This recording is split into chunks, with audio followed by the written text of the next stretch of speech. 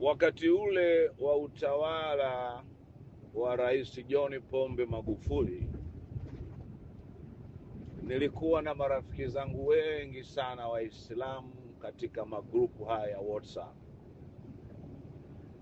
na kila ilipotokea jambo baya ambalo lilifanyika, kwa mfano Mheshimiwa Lissu kupigwa risasi, watu kupotezwa, watu kuuawa, watu kusingiziwa mabaya, kutupwa gerezani, kila yalipotokea mabaya kwenye serikali ya Rais John Pombe Magufuli, wale marafiki zangu Waislamu walikuwa wanapiga vita kwelikweli, na wengi wetu sisi tukaamini kwamba hawa Waislamu ni watu wa haki, ni watu wasiopenda dhuluma hawa.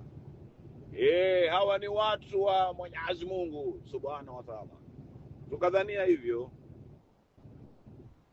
hivyo kwamba wanapiga vita utawala wa John Pombe Magufuli kwa sababu ya mabaya yanayofanyika kwenye utawala wake. Lakini tumekuja kushangaa sasa, katika utawala wa Samia Suluhu Hassan, mabaya yale yale yaliyokuwa yanafanyika wakati wa utawala wa John Pombe Magufuli, na hapa nadiriki kusema tena mabaya yameongezeka, yanafanywa na utawala wa Samia Suluhu Hassan. Lakini wale Waislamu, wale marafiki zangu, wako kimya. Yaani leo kuna mabaya mengi mno yanafanyika katika utawala wa Samia. Unasikia, tumeambiwa majuzi na rais wa TLS ya kwamba kuna Watanzania zaidi ya 80 wamepotezwa, hawajulikani waliko. Wengine wamepigwa marisasi, wameuawa, wengine wamemwagiwa matindikali.